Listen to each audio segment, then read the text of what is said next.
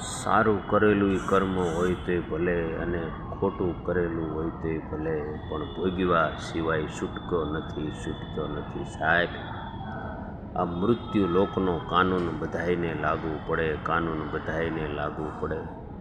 માટે સારું કર્મ કરેલું હશે ને તો એનું ફળ સારું જ આવશે.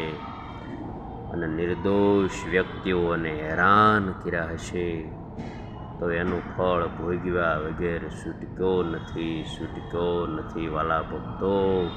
આપણા શાસ્ત્રો પોકારીને કહે છે, આપણા સંતો પોકારીને કહે છે કે કર્મ સારા કરો.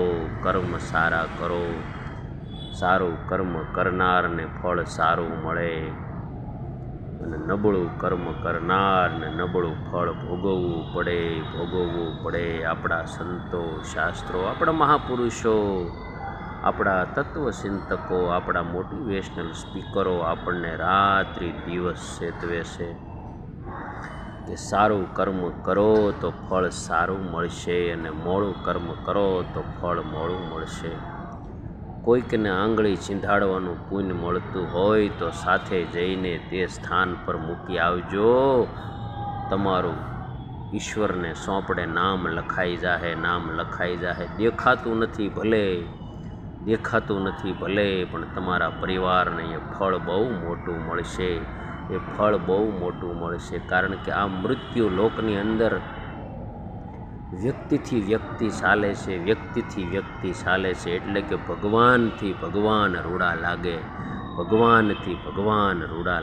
વ્યક્તિથી વ્યક્તિ ચાલતો હોય ત્યારે ભગવાને બાંધેલી મર્યાદા આ સંસારની આપણે સંપૂર્ણપણે પાળવાની રહેશે. અને સંસારની મર્યાદા પાળશું એટલે ભગવાન રાજી થાહે. આ મૃત્યુ લોકનો કાનૂન બધાય માટે એક છે. આ મૃત્યુ લોકમાં જે જન્મ ધરે એને આ મૃત્યુ લોકનો કાનૂન લાગુ પડે.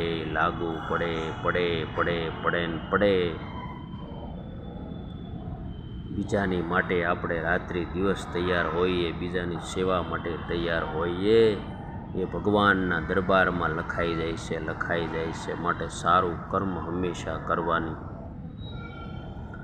ટેવ પાડવાની. સારું કર્મ કરશું તો ફળ સારું મળશે, એમાં કોઈ શંકાને સ્થાન નથી વાલા ભક્તો. સ્વામિનારાયણ નારાયણ નારાયણ, સ્વામિનારાયણ નારાયણ નારાયણ, સ્વામિનારાયણ